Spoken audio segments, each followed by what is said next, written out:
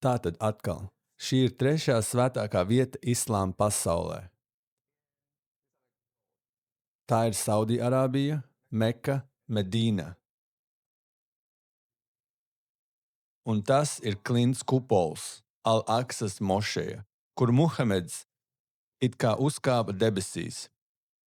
Un ebreji un kristīgie cionisti uzskata, ka tas jāiznīcina, lai viņi var uzbūvēt trešo templi, jeb Salamāna templi. Tātad tas ir lielais jautājums šajā karā. Un es to atkārtoju, bet man jābūt pareizam savā paredzējumā. Ja man analīze būs pareiza, ja viņi neiznīcinās mošeju un ja viņi spēs panākt mieru, tad mans prognozes modelis, mana analīze ir pilnīgi nepareiza, un jūs varat mani ignorēt visu pārējo manu dzīvi. Un es varu atgriezties pie mācīšanas par lielajām grāmatām vai kaut ko tamlīdzīgu. Tātad izpētīsim, kāpēc tas ir svarīgi. Šodien es gribu iepazīstināt jūs ar jaunu spēles teoriju, ko sauc par eskatoloģiskās konvergences likumu.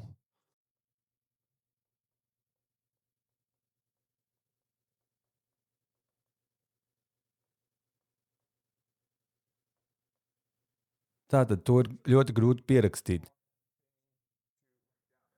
Tas izklausās sarežģīti, bet tas nav. Eskatoloģija ir stāsts par to, kā pasaule beidzas.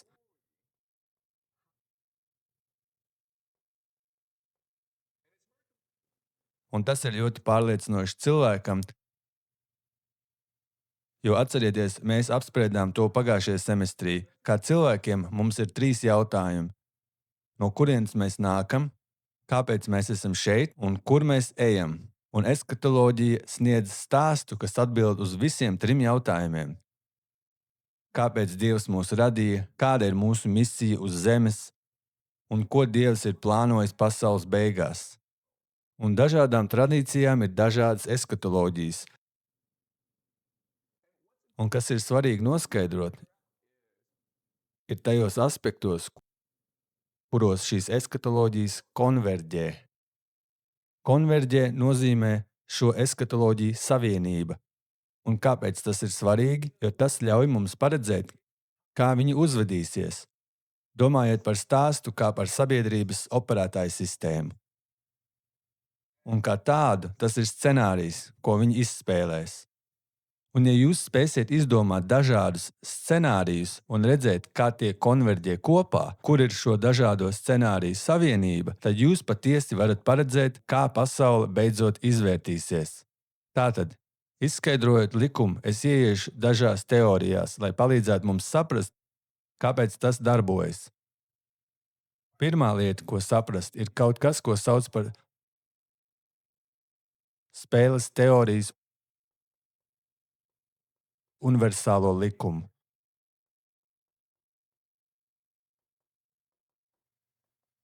Un spēles teorijas universālais likums saka šādi: kas uzvar spēlē, spēj to izdarīt. Masa reizināta ar enerģiju, reizināta ar koordināciju. Tātad šīs ir 3 lietas, ko vēlaties apskatīt, lai saprastu, cik labi spēlētājiem veiktos spēlē. Masa ir tikai iesaistīto cilvēku skaits komandā.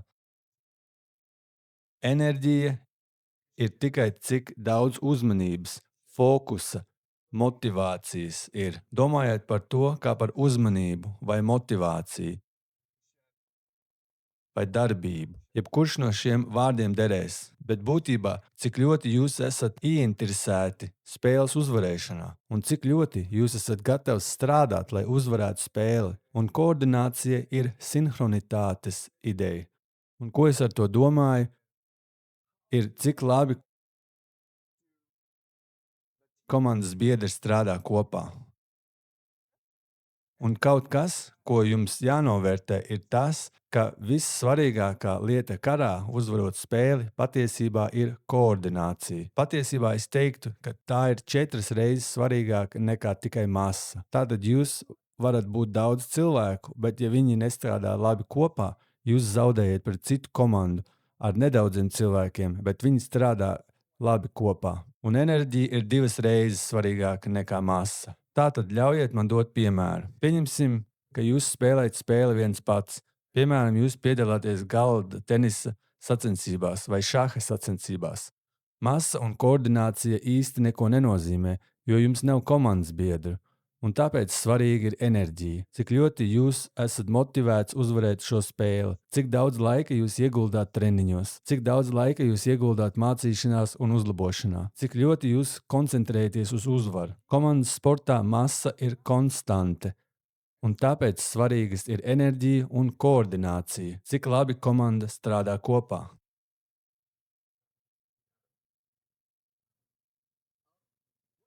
Interesanti ir tas, ka ir dažādi veidi, kā uzlabot vai palielināt enerģiju un koordināciju.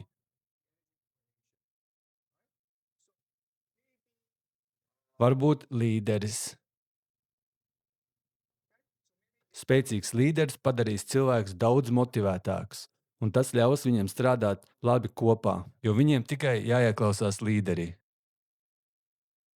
Problēma ar līderi, protams, ir tā, ka galu galā viņš nomirs. Tad jums ir ģimene, asinis. Viņi strādā labi kopā, jo viņiem visiem ir līdzīgas asinis. Bet mēs nevaram ņemt vērā atšķirības šajā ģimenē, konfliktu šajā ģimenē, vai ne? Tātad vēsturiski ilgtermiņā spēks, kas ļauj komandām uzvarēt citas komandas, ir narratīva ideja. Narratīvs, jeb stāsts. Kāpēc? Jo tas ieaudzina visu ticīgo prātos,